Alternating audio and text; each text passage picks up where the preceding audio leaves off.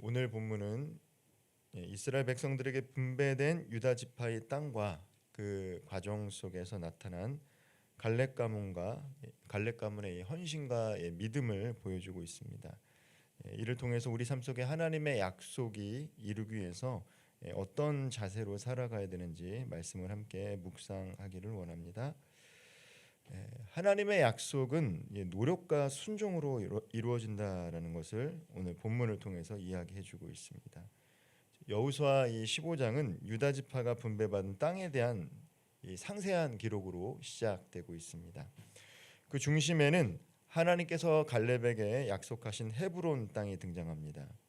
그리고 그 땅을 차지하기 위해서 갈렙은 아낙 자손과의 전쟁을 감행했습니다. 이 아낙 자손은 이 거인 족속이었습니다. 쉽게 차지할 수 있는 땅이 아니었다라는 것이죠. 헤브론은 약속의 땅이었지만 단순히 얻을 수 있는 땅이 아니라 싸워야만 얻을 수 있는 도전의 땅이었다라는 것이죠. 하나님께서 이스라엘 백성들에게 땅을 주셨지만 그 땅은 그저 시간을 기다린다고 얻을 수 있는 것이 아니라 싸워야지만 얻을 수 있는 도전의 땅이었다라는 것을 우리는 말씀을 통해서 알 수 있습니다. 이 갈렙은 85이라는 노령에도 불구하고 하나님의 약속을 믿었고 주저하지 않았습니다. 그래서 전투에 나갔습니다. 실제로는 앞에 나갔지만 싸웠던 것은 그의 사위나 그의 동생들이긴 했지만 전쟁터에 임했다라는 것이죠. 갈렙은 자신의 힘이 아닌 하나님께서 주신 약속을 의지하며 전진했다라는 것을 우리는 여호수아 14장 말씀을 통해서 익히 읽었습니다. 여호와께서 나와 함께 하시면 내가 여호와께서 말씀하신 대로 그들을 쫓아내리라. 이것이 바로 믿음의 사람 갈렙이 했던 말입니다. 우리는 여기서 중요한 영적인 교훈을 하나 배우게 됩니다. 하나님께서 주신 약속은 그저 기다린다고 자동적으로 성취되는 것이 아니다라는 것이죠. 우리가 그 약속을 믿고 순종하며 나아갈 때, 행할 때 비로소 하나님께서 함께 동행하시며 그것을 성취할 수 있도록 인도한다라는 사실입니다. 기도하면 일을 해야 한다라는 것이죠. 그때 반드시 하나님께서 일하시기 때문입니다. 우리가 그 약속을 믿고 순종하면 그리고 나아가면 하나님은 비로소 일하신다라는 것을 알 수 있습니다. 이 다윗도 하나님께서 왕이 될 것이다라는 약속을 받고 기름 부음을 받았습니다. 그러나 그 약속이 성취되기까지는 오랜 인내와 고난의 시간을 기다려야만 했습니다.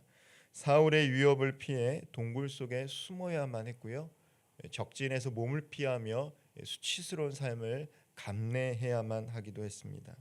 때로는 이방 땅에서 방황할 수밖에 없었습니다. 하지만 다윗은 모든 순간에 하나님의 약속을 의심하지 않았습니다. 그래서 결국 때가 되었을 때 하나님께서 그를 이스라엘의 왕으로 세우신 것을 우리는 알고 있습니다. 오늘날 우리의 삶도 마찬가지인 것 같습니다. 하나님께서 주신 약속이 있다면 우리는 그것이 이루어지도록 믿음으로 삶을 살아가야 합니다. 갈렙처럼 하나님의 약속을 이루기 위해 하나님께서 주신 땅에서 믿음의 도전을 감내할 수 있는 저와 우리 모든 성도님들 되기를 주님의 이름으로 축복드리겠습니다. 두 번째로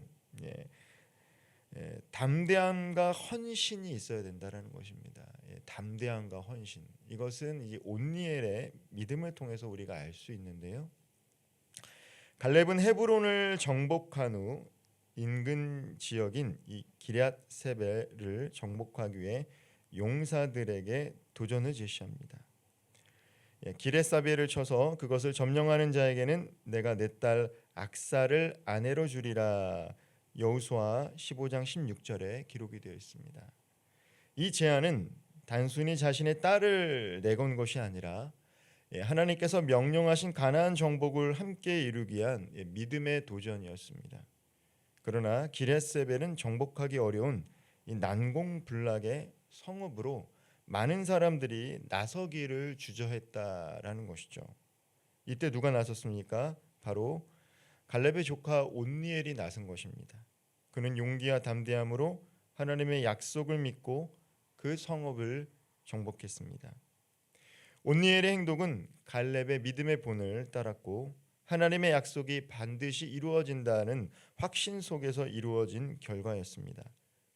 결국 온니엘은 기럇세벨을 정복했고 갈렙의 딸 악사를 아내로 맞이하게 됩니다. 세상에는 우리를 두렵게 하는 기럇세벨과 같은 문제들이 있을 수 있습니다. 그러나 하나님의 약속을 붙들고 담대히 나아갈 때 우리는 반드시 승리를 경험하게 될 줄 믿습니다. 하나님께서 주신 약속이 있다면 온니엘처럼 담대히 나아가 그것을 성취할 수 있는 성도님들 되기를 바랍니다. 마지막으로요. 하나님께서는 기도로 구하는 자에게 채우신다라는 것을 오늘 이 갈렙의 딸을 통해서 알 수 있다라는 것이죠. 기럇세벨을 정복한 온니엘과 결혼한 악사는 갈렙에게 밭을 구했습니다. 아버지께서 이 지창금으로 무엇을 줄까라고 이야기하니까 악사는 밭을 요구한 것이죠.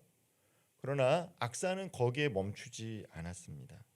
네겝 땅이라는 것은 척박한 땅이죠. 네겝 땅에서 살아가기 위해서는 그리고 밭을 일구기 위해서는 반드시 필요한 것이 물이었습니다. 그래서 악사는 꼭 필요한 윗샘과 아랫샘도 달라고 이야기하고 있는 것이죠. 아버지에게 필요한 것을 요구하고 거기에 그치는 것이 아니라 더한 것들을 요구하는 이 악사를 볼 수 있습니다. 19절 말씀을 제가 한번 읽어보도록 하겠습니다. 이르되 내게 복을 주소서 아버지께서 나를 네겝 땅으로 보내시오니 샘물도 내게 주소서 하매 갈렙이 윗샘과 아랫샘을 그에게 주었더라. 갈렙이 어떻습니까? 기쁘게 그녀의 요청을 들어주었습니다. 아버지니까 당연히 딸이 필요로 하는 것들을 응답해 주신 것이죠. 악사의 모습은 기도의 본보기가 된다라고 말할 수 있습니다. 그녀는 자신에게 필요한 것이 무엇인지를 알고 꼭 필요한 것을 적극적으로 구했다라는 것입니다. 이처럼 하나님께서는 우리가 구하기를 원하시며 구하는 자에게 넘치도록 채워주시는 분이십니다. 예수님께서도 이 산상수훈에서 이렇게 말씀하셨습니다. 구하라 그리하면 너에게 주실 것이요 찾으라 그리하면 찾아낼 것이요 문을 두드리라 그리하면 너희에게 열릴 것이니 하나님께서는 구하는 자에게 반드시 채우시고 응답하신다라고 예수님께서 제자들과 말씀을 듣는 무리들에게 말씀하신 것이죠. 한 시골 농부가 이 가뭄이 극심함 속에서 하나님께 비를 달라고 간절히 기도했습니다. 그리고 기도를 다 한 후에 밭으로 나아가 트랙터를 몰고 씨를 뿌리기 시작했습니다. 이웃들이 의아했습니다. 아직 비도 오지 않는데 왜 씨를 뿌립니까? 그러자 농부가 대답했다라고 합니다. 내가 하나님 앞에 꼭 필요한 것들을 간절히 구했으니 이제 믿음으로 나는 준비해야겠습니다. 짧은 이야기긴 하지만 바로 그것이죠. 하나님께 약속을 믿고 또 기도했다라면 그 기도한 대로 삶을 살아가는 것들이 필요합니다. 우리도 악사처럼 하나님께 적극적으로 구하고 그 응답을 믿으며 준비하는 삶을 살아야 합니다. 기도한다라는 것은 무엇입니까? 앞으로 이루어질 것을 믿기 때문에 지혜를 주셔서 삶을 준비하는 시간이기도 합니다. 하나님은 우리의 필요를 채우시는 풍성한 아버지십니다. 구하는 자에게 가장 좋은 것을 허락하시는 하나님께 우리의 필요를 담대히 아뢰며 살아가야 할 줄 믿습니다. 말씀을 마무리하겠습니다. 갈렙처럼 하나님의 약속을 성취하기 위해 순종할 수 있기를 바랍니다. 온니엘처럼 하나님의 말씀을 믿고 담대히 행동할 수 있기를 바랍니다. 악사처럼 우리의 필요를 하나님께 간구하며 그분의 은혜를 누리며 살아갈 수 있는 성도님들 되기를 바랍니다. 하나님은 이미 우리에게 풍성한 약속을 주셨습니다. 이제 우리의 선택과 믿음이 필요합니다. 믿음으로 하나님의 약속을 꼭 붙잡고 그 약속이 우리 삶 속에 이루어질 수 있도록 순종하며 살아갈 수 있기를 바랍니다. 우리의 기도와 헌신, 담대함이 하나님 나라를 확장하는 데 기이 쓰임 받는 우리 모든 성도님들 되기를 주님의 이름으로 축원드리겠습니다. 기도하겠습니다. 오늘 말씀을 통해 하나님의 약속이 순종과 믿음을 통해 이루어진다라는 진리를 깨닫게 하시네 감사드립니다. 우리에게 갈렙의 헌신과 온니엘의 담대함 그리고 악사의 간구를 본받는 믿음을 허락하여 주옵소서.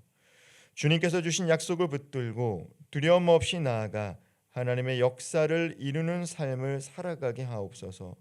우리의 기도에 응답하시고 모든 필요를 채워주시는 하나님을 더욱 믿으며 의지하게 하시고 이 하루도 하나님의 뜻 안에서 승리하는 삶을 살도록 인도하여 주옵소서. 예수님의 이름으로 기도합나이다. 아멘.